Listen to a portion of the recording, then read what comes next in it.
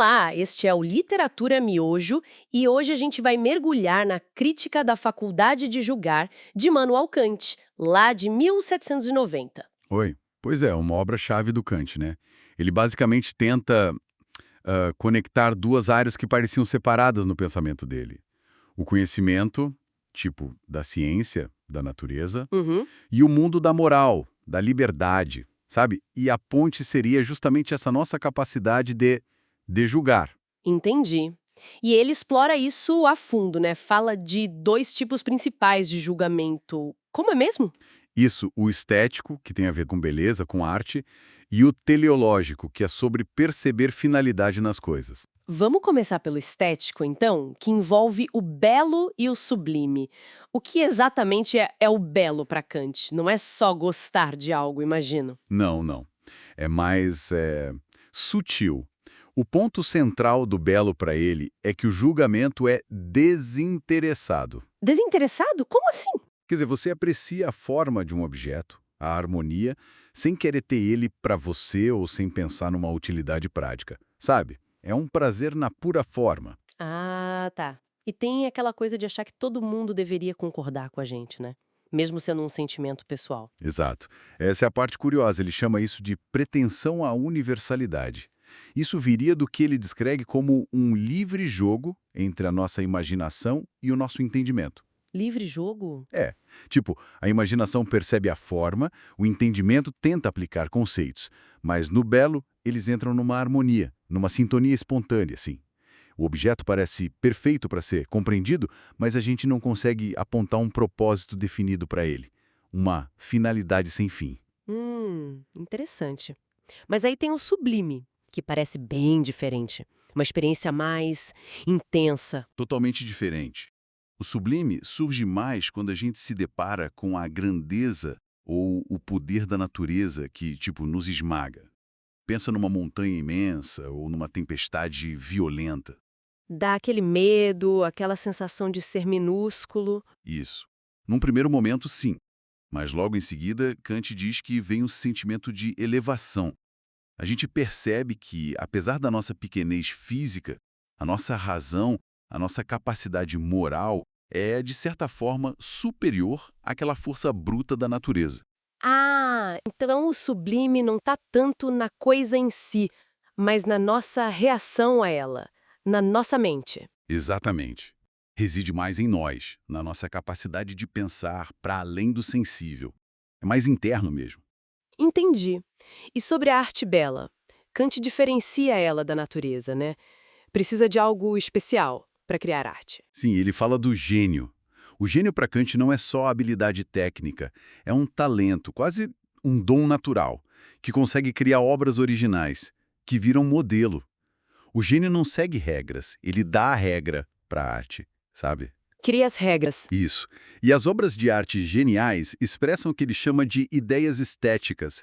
São representações que fazem a gente pensar muito, abrem a imaginação, mas não se deixam fechar num conceito único. Por isso ele valorizava tanto a poesia, por essa capacidade de sugerir o indizível. Faz sentido. E tem uma conexão que ele faz que eu acho muito interessante, entre o belo e o bem moral. Como é isso? Ele sugere que o belo funciona como um símbolo do bem moral. É uma analogia, né? Um símbolo. Pensa assim, tanto o juízo sobre o belo quanto o juízo moral buscam uma certa universalidade, né? E os dois trazem uma satisfação que não é puramente egoísta. Essa semelhança ajudaria a gente a entender por que sentimos que os outros deveriam achar belo aquilo que nós achamos. Nossa, que conexão profunda. Bem, mudando um pouco de trilha, a segunda parte do livro fala do julgamento teleológico. Esse nome é um pouco mais técnico. O que seria? O nome assusta um pouco, mas a ideia é até intuitiva.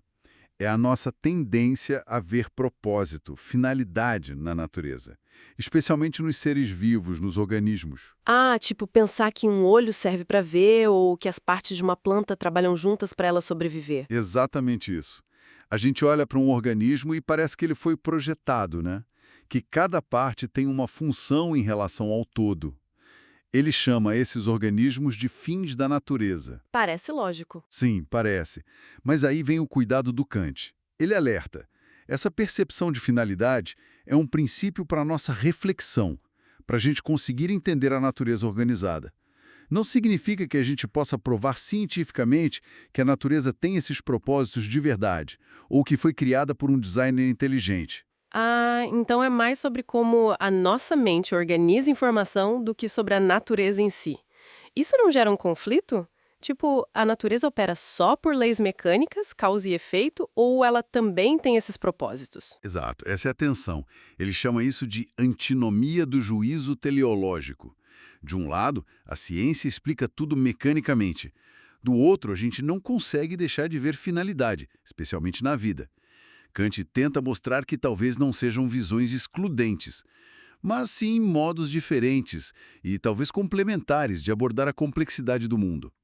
A explicação mecânica diz como funciona, a teleológica nos ajuda a pensar por que existe daquela forma complexa. Entendi. Uma conciliação interessante. Pensando em toda essa discussão, qual diria que é o grande legado dessa crítica? O que ela deixou pra gente? O legado é imenso, de verdade. Praticamente fundou a estética como disciplina filosófica moderna, né? Influenciou profundamente o romantismo com essa coisa do gênio, do sublime. E a discussão sobre teleologia, sobre finalidade na natureza, continua super relevante até hoje na filosofia da biologia. Uhum. No fundo, acho que Kant nos deu ferramentas cruciais para entender como a gente atribui sentido, significado, valor ao mundo, seja na arte, seja na natureza. Ele conectou a nossa sensibilidade, a nossa razão e até a nossa moralidade de um jeito muito original. Obrigado por acompanhar o Literatura Miojo. Curtiu? Então, procure a obra original. A literatura te espera sem pressa, mas com prazer. Todos os dias às 10 horas, um novo episódio.